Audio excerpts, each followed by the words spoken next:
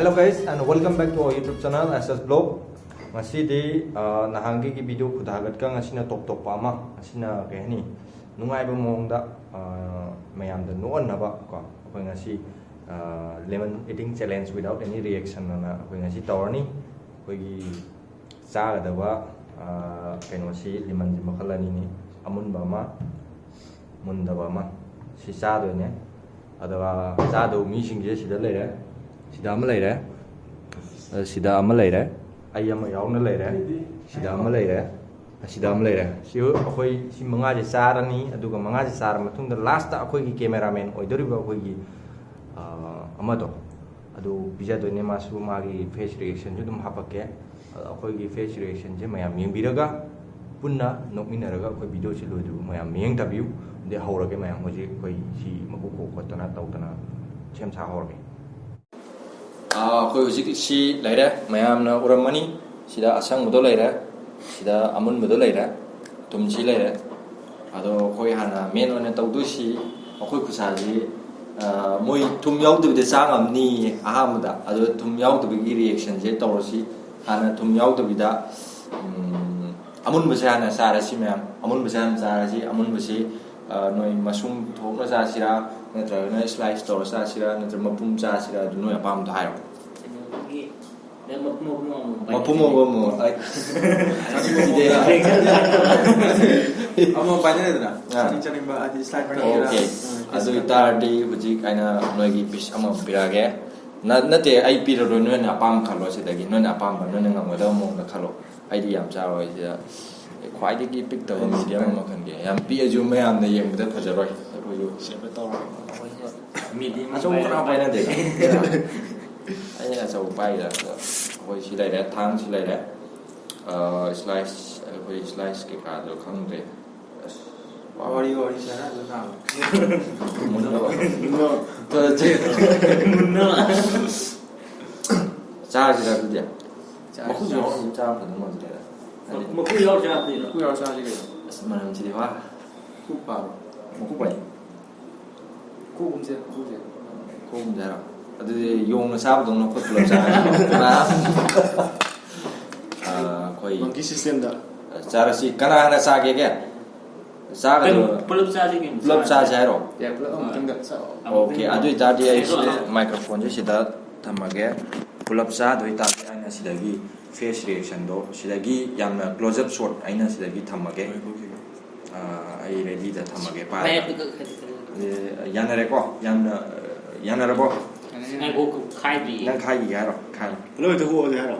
cái nó bự mới sai rồi đó anh xí rồi ai ya mai chi ai Eh sana tu belum kumse kan. as trong mấy người thì gì sai de o to ko no trong mấy người là thì ya ra ko coi coi Tong yang tu bila. thùng gió rồi như thế nang ngom ni hai ko ge ni thì thang chi lai Mani mai tidak kalau tu mai. okay ya ra ko ya na ra ko Betul. khoi yom sa dong sa ni khoi direct naturally khoi sa ni ya maku yom sa do ni kai no maku mu ko lai de Magi kalau mau kok sih. Tapi si nungai tiang ya ra ho Mau kok sih. oh Tamal le. nai pi number 0 se face reaction yamna yam ja thina taw ngam mi do adu duni kano taw do si buji hawro si matam thengi na bani as ai je thaba ni taw do si ready le face reaction gi sinai ready 1 2 3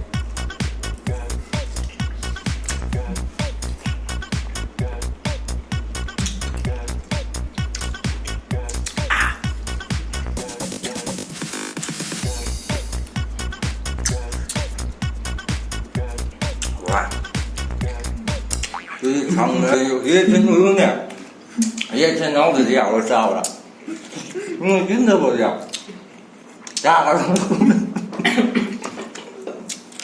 对对，没有那平时等那种有的么，哎，等我啥的了呢么的，也不明白嘛。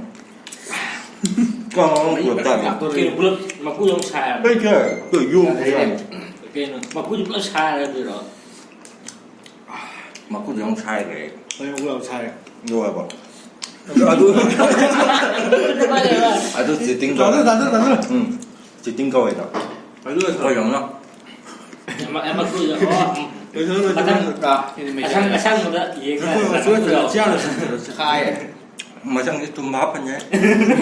Đó. Nhưng mà sang người chân mình là sẽ. À sang bagi mo.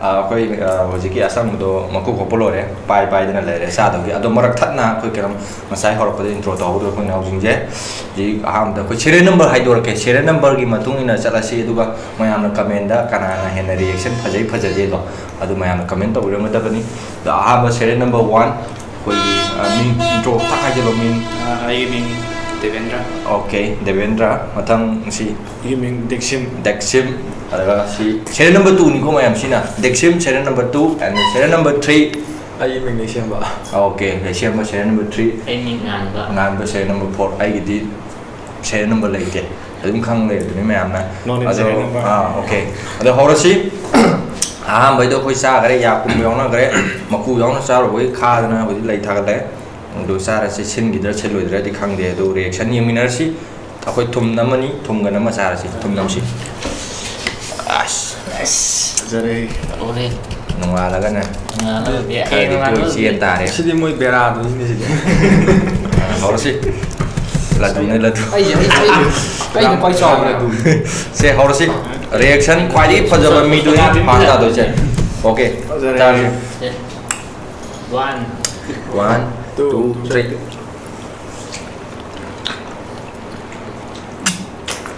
without any reaction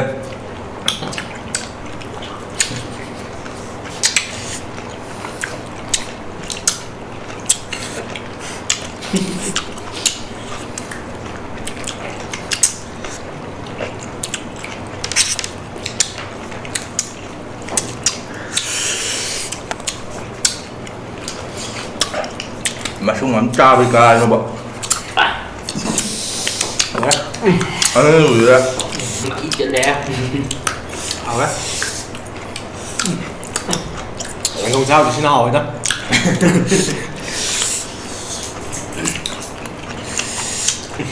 Ai cái đuổi ra này ôi chụp bọ.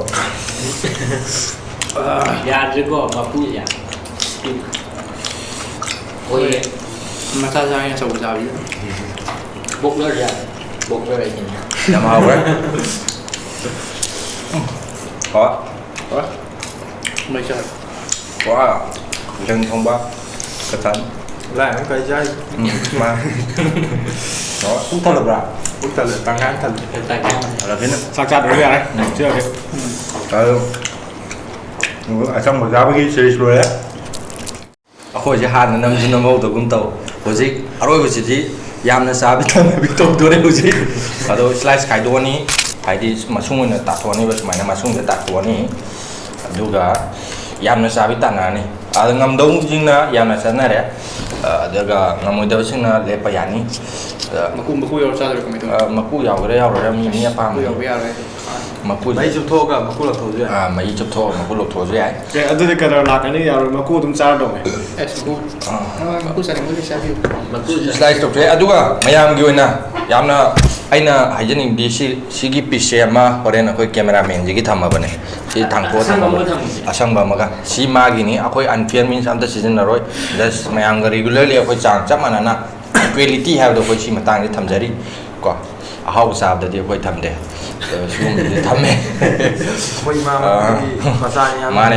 ꯃꯥꯅꯦ ꯑꯗꯣ ꯁꯤ ꯂꯩꯔꯦ ꯂꯣꯏ ꯆꯥꯕꯗꯤ ꯉꯝꯃꯣꯏ ꯈꯪꯉꯦ ꯑꯩꯅ ꯇꯧꯔꯤꯁꯤꯡꯁꯦ ꯃꯀꯨꯁꯨ ꯌꯥꯎꯅ ꯑꯗꯨꯝ ꯆꯥꯅꯕ ꯁꯤ ꯇꯪꯈꯥꯏ ꯌꯥꯔꯦꯗ ꯁꯨꯃꯥꯏꯅ ꯑꯗꯨꯝ ꯆꯥꯔꯁꯤꯀꯣ มาคู่จองตุ้ม mà cú yêu ra thì ꯂꯩ ꯊꯥꯔꯁꯨ ꯊꯥꯖꯔꯧꯕ ꯑꯃꯨꯛꯇꯅꯤ ꯀꯩꯅꯣꯅꯦ ya để thằng ꯑꯣꯀꯦ ꯁꯤ ꯂꯩꯔꯦ ꯁꯤ ꯂꯩꯔꯦ Are you ready guys? ready How is the sauce? Hi sir 하요네. Hi sir. 짬만 하기다니까. How is the sauce? Hi sir. 여우들 너희 하이 어디? How is the sauce? Hi sir. Yes. 거기 호르시. 아주 이따 알리 파이나로. 그럼 한 바이시게.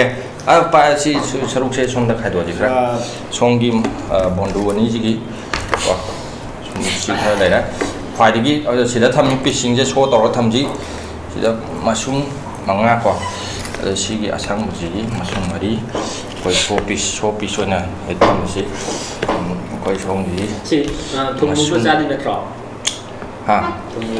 ꯊꯨꯝꯒ ꯆꯥꯗꯣꯏꯅꯦ ꯑꯗꯣ ꯁꯨꯃꯥꯏꯅ ꯃꯦꯟ ꯑꯣꯏꯅꯅꯦ ꯄꯤꯁ 3 ꯊꯨꯡꯅꯕ꯭ꯔꯥ ꯌꯦꯡꯁꯤꯀꯣ ꯄꯤꯁ 3 ꯄꯤꯁ 3 ꯄꯤꯁ ꯈꯔ ꯆꯥꯎꯔꯦ ꯑꯆꯧꯕꯁꯤꯅ ꯁꯤꯒ ꯇꯧꯔꯁꯤ ꯀꯣ ꯁꯨꯃꯥꯏꯅ ꯄꯤꯁ 3 ꯁꯤꯗꯒꯤ ꯑꯃ ꯂꯧꯊꯣꯛ ꯌꯥꯅꯤ ꯗꯣꯟ ꯋꯥꯔꯤ ꯁꯤ ꯂꯩꯔꯤ ꯗꯣꯟ ꯋꯥꯔꯤ ꯑꯩꯈꯣꯏꯅꯤ ꯄꯤꯁ 3ꯁꯦ ꯍꯌꯦꯡꯅꯤ ꯀꯩꯅꯣ ꯑꯩꯈꯣꯏꯅꯤꯒꯤꯗꯤ ꯀꯔꯝꯍꯥꯏꯅ ꯇꯧꯕ ꯁꯨꯔꯗꯤ ꯌꯥꯔꯦꯀꯣ ꯑꯩꯈꯣꯏ ꯄꯤꯁ ꯁꯨꯔꯦ ꯑꯗꯒꯤ ꯑꯁꯪꯕ ꯑꯃꯃꯝ ꯄꯥꯏꯔꯁꯤ ꯑꯗꯨꯅ ꯌꯥꯝ ꯐꯤꯌꯔ ꯑꯦꯟ ꯊꯨꯕꯤ ꯇꯥꯟꯅꯗꯣꯏꯅꯦꯕꯀꯣ ꯊꯨꯕꯤ ꯇꯥꯟꯅꯗꯣꯏꯅꯦ ꯁꯤ ꯂꯩꯔꯦ ꯑꯩꯈꯣꯏ ꯁꯤꯒꯤ ꯄꯣꯠꯁꯦ ꯁꯤ ꯂꯩꯔꯦ ꯁꯤꯗ ꯄꯤꯁ 3 ꯆꯝꯄ꯭ꯔꯥ ꯇꯪꯈꯥꯏ ꯄꯤꯁ 3 ꯑꯁꯪꯕ ꯀꯩ ꯃꯆꯥ ꯑꯃ ꯁꯨꯃꯥꯏꯅ ꯆꯝꯄ꯭ꯔꯥ ꯃꯁꯨꯡ 4 ꯃꯔꯤꯁꯦ ꯑꯩꯈꯣই ꯊꯝꯃꯦ ꯁꯤ ꯌꯥꯝꯅ ꯑꯊꯨꯕ ꯃꯇꯝꯗ ꯆꯥꯕ ꯉꯝꯕꯤ ꯇꯥꯟꯅꯗꯣꯏꯅꯤ ꯑꯗꯨꯗꯤ ꯍꯧꯔꯁꯤ ꯅꯁꯥ ꯅꯁꯥꯒꯤ ꯄꯥꯏꯅꯔꯣ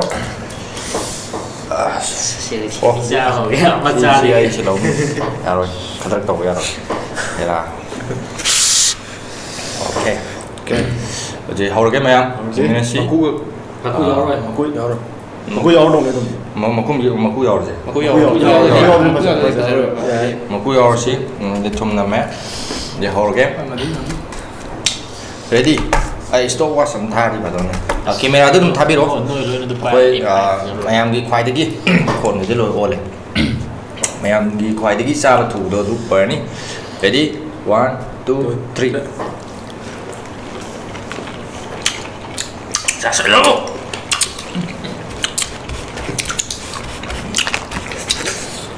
ꯆꯥꯁꯜꯂꯣ ꯀꯣꯏꯗꯤ ꯑꯃꯅꯤ ꯌꯥꯔꯦ ꯆꯥꯁꯜꯂꯣ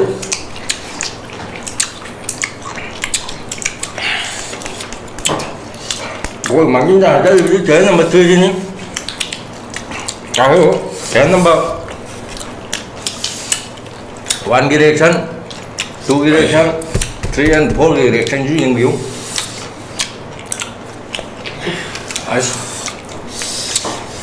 hôm qua rồi không chịu sẽ là quý các bác quản lý dàn ra mấy trận này chắc hao cái mà ra bên này mấy dòng rồi tụi Aku belum nih jelek kok, itu dah. chế number 3 nó top chế đi cái số luôn nó là best reaction là bị sao luôn phá dậy chào chứ luôn phá dậy nó phép cái tàu rồi đó nó pi mai ra cái tàu rồi đó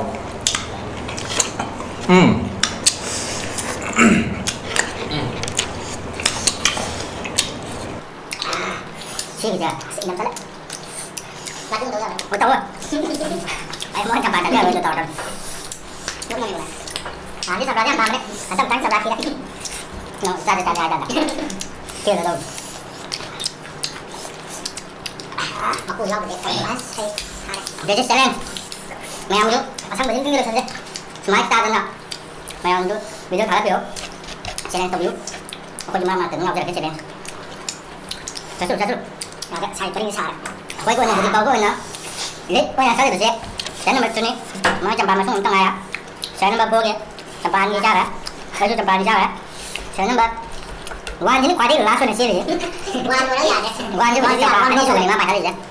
Sẽ nằm bên chú chăm ba đi ra đấy, ra mà đâu, mà ta ra rồi, dạ đây, đi, mày ra xem rồi ra xem, nó như sao tôi vừa cái này đâu, ra xem, nó ra xem. Chị lihat ya. Nong ini di padaran selasa nih. Pak, kecil nih. Daerah itu tadi. Uzi Sini. liệp lại từ nào quay chế nó vào hoàn chặt chân đối tàu đi nắm chứ luôn tắm là thình gù đây sinh tàu đi của chị sao vậy ta tắm là hú cái kiếm nó mà là pasta rồi quên rồi ta rồi masih serial number 1 Samsung 3 kritik ini ribet tanja hai betul ni One get three ka. Number 3 give up tàu đấy rồi đấy ꯑꯃꯃꯝꯇ ꯉꯥꯏꯔꯦ ꯃꯣꯏꯅꯤꯁꯦ Yes, among tanga. No, this is a chalo dan fajala je. Among tadu huksa lolo bitanga je. Nomor ya. Ra. Uli lore. My reaction lore. Adul. Ako ina hujik. Ako sab di lore. Di last ko ina mayam nang sa hize giba. Ako ina cameraman kita mangta ako ina si thamjari. Masi ako hujik. Ma bijarani.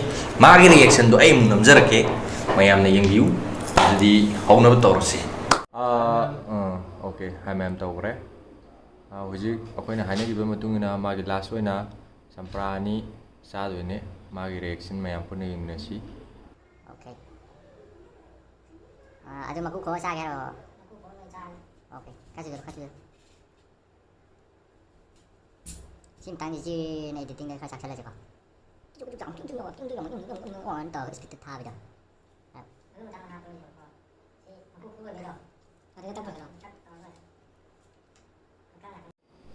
Okay, hujik maku khok peloi kre.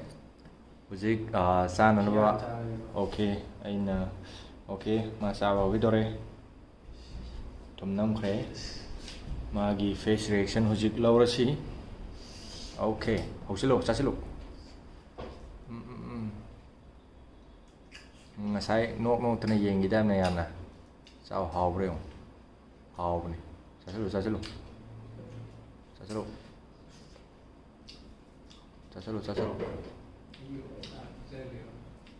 Ngam na hao na sari huji.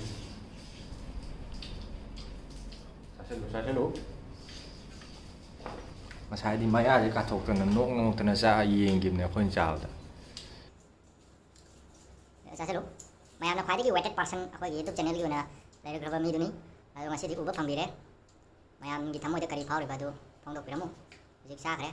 Yam na hau na sa khre. Mai reaction am ta piram dana. Em sin ra kaina.